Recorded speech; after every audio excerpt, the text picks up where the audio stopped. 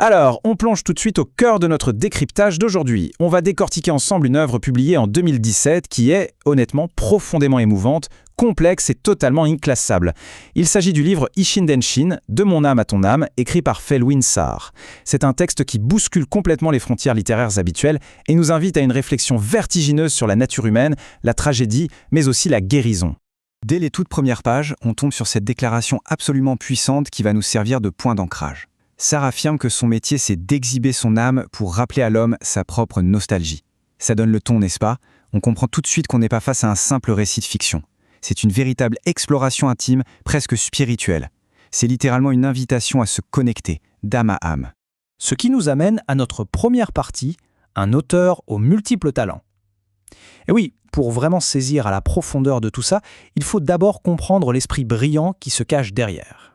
Né à Niodior au Sénégal en 1972, Felwine Sarr n'est pas, mais alors pas du tout qu'un simple romancier. Les spécialistes le décrivent souvent comme un véritable polygraphe, c'est-à-dire que c'est un maître aux multiples casquettes. Il est romancier, nouvelliste, essayiste, et comme on va le voir avec ce livre, il se dévoile aussi en tant que dramaturge, poète et même chansonnier. Son travail couvre un spectre académique et littéraire incroyablement vaste. Passons maintenant à la deuxième partie, anatomie d'un recueil hybride. Parce que cette immense polyvalence dont on vient de parler, elle se reflète directement dans la structure physique du livre. Ce qui est dingue, c'est que ce livre fait à peine 68 pages, mais il utilise 4 formats littéraires totalement distincts. On y trouve du théâtre, de la poésie, des chansons et de la philosophie. Sarr a rassemblé ses textes alors qu'il parcourait le monde, écrivant constamment en mouvement entre Kigali, Abidjan et d'autres destinations. Et c'est justement ce voyage, à la fois physique et intérieur, qui nourrit cette structure fragmentée mais étrangement cohérente. On aborde ensuite la troisième partie, le drame du Rwanda. C'est la portion la plus longue et indéniablement la plus lourde de l'ouvrage, avec une pièce de théâtre d'ouverture qui s'attaque frontalement aux conséquences dévastatrices du génocide des Tutsis. Le point crucial qu'il faut retenir ici, c'est le cadre choisi par l'auteur, les Gakaka. Pour vous donner un peu de contexte, ce sont des tribunaux communautaires traditionnels rwandais. Ils ont été remis en place parce que la justice moderne était tout simplement paralysée face à la masse de bourreaux. C'était le seul moyen de tenter de combler le fossé impossible entre les survivants et les tueurs. C'est un espace brut de parole et de vérité. Et ce texte met en place un contraste absolument saisissant entre les deux personnages principaux. D'un côté, on a Faustin. C'est le bourreau, un ancien paysan emprisonné qui jure ne rien comprendre à la politique. De l'autre, on a Isaro, la victime brisée qui a perdu son mari et son fils. Et le truc, c'est que chaque vendredi, Isaro se rend à la prison pour parler à Faustin. Elle veut comprendre l'incompréhensible. C'est un face-à-face bouleversant, par-delà la barrière de l'horreur. Ce qui nous fait glisser vers notre quatrième partie, la banalité du mal. La narration évite complètement le cliché facile du monstre sanguinaire pour plonger dans quelque chose de bien plus dérangeant. On est en plein dans le fameux concept de la philosophe Hannah Arendt, la banalité du mal. Ça montre de manière effrayante comment des hommes ordinaires comme Faustin peuvent commettre l'irréparable, non pas par perversion démoniaque, mais avec la conscience tranquille, comme s'ils accomplissaient une tâche administrative banale ou un devoir quotidien. Et les mots que Sarr met dans la bouche de Faustin sont glaçants. En utilisant des métaphores agricoles, Faustin décrit les massacres simplement comme une extension de son travail dans les champs.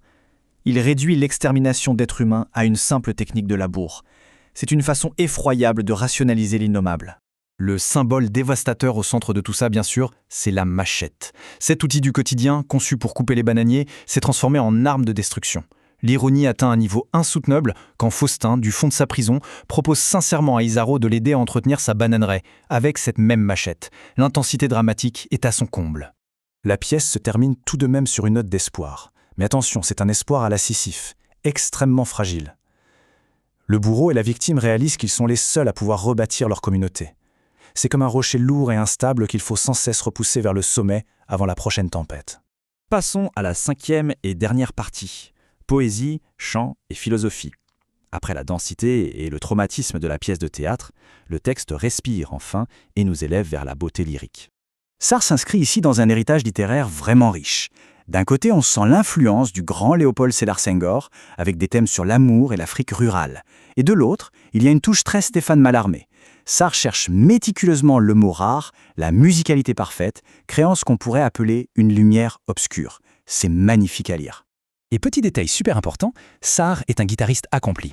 Du coup, une section entière du livre est désignée comme étant des chansons et non de la simple poésie. En lisant, il faut imaginer que ces mots sont faits pour s'envoler au rythme des cordes d'une guitare. Le livre se referme finalement sur un essai philosophique percutant. C'est un véritable manuel de liberté individuelle qui fait écho à des auteurs comme Rilke ou Cioran. Sartre y fait un choix fort. Il renonce au pouvoir purement politique pour se recentrer sur l'individu, sur soi-même. Et là, la boucle est bouclée. On revient à l'intention initiale de l'auteur. Il nous rappelle que son but n'est pas l'engagement politique au sens strict, mais une démarche profondément spirituelle. Il veut exhiber son âme, tout simplement, pour nous rappeler notre propre capacité à la grâce. C'est là-dessus que notre exploration s'achève. Le livre nous laisse avec cette injonction finale, jetée comme un défi, « Tentons l'homme, faisons l'homme ». Après avoir traversé les ténèbres du génocide et la lumière de la poésie, la question reste suspendue. Comment faire grandir notre humanité commune face à l'horreur ? C'est le genre de réflexion qui vous suit bien après avoir fermé le livre. Merci d'avoir suivi ce décryptage avec nous et gardons cette belle question à l'esprit pour la suite.